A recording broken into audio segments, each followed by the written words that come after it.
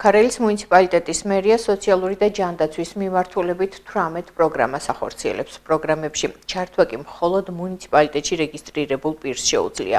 როგორც მერის პირველი მოადგილე ვლადიმერ სულაქველიძე ამბობს, გაზრდილია ბიუჯეტის სხვადასხვა მიმართულებებზე.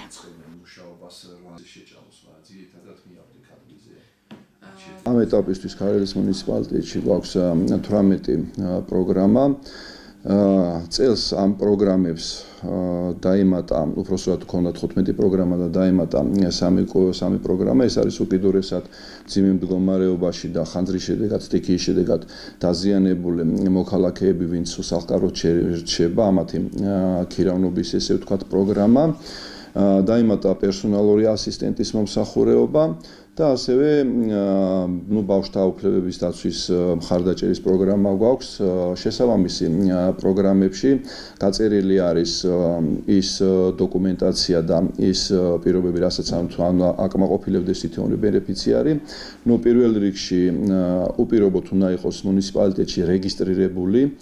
თუ მუნიციპალიტეტში მოქალაქე რეგისტრირებული არ არის, შესაბამისად აღნიშნული პროგრამებით ვერ ისარგებლებს. გვაქვს ასევე მრავალშვილიან ოჯახებში ბავშვის შეძენასთან დაკავშირებით პროგრამა, სადაც მესამე და ყველა მომდევნო ბავშვის დაბადებაზე არის გარკვეული თანხები გამოყოფილი. ეს თანხა იწყება მესამე ბავშვიდან 600 ლარი, მეოთხედან 400, მეხუთედან 500 და ესე ყველა მეხუთედან ზევით უпроსტოდ 200 ლარის მატება ყველა 1000 ლარზე. გვაქვს ასევე ოჯახში ძალადობის მსხვერპლთა დახმარების პროგრამა. ამ პროგრამის მიხედვით შესაბამისად ბენეფიციარმა უნდა წარმოადგინოს პროგრამით მოთხოვნილი დოკუმენტაცია და ამ შემთხვევაში გაეწევა დახმარება 500 ლარის ოდენობით.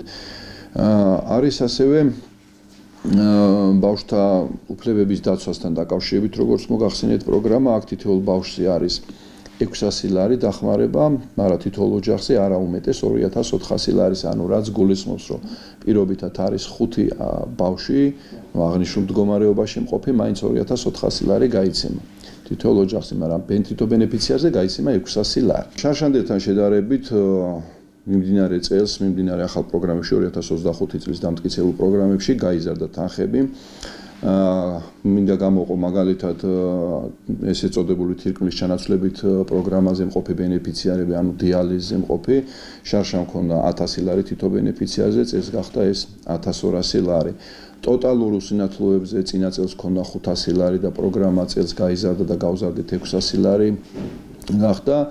გვაქვს ვეტერნების სარიტუალო მომსახურებების პროგრამა და ეს მოგეხსენებათ არის დელეგირებული თანხა, ამას გარკვეული თანხა ფინანსდება, ეს სარიტუალო მომსახურება არის.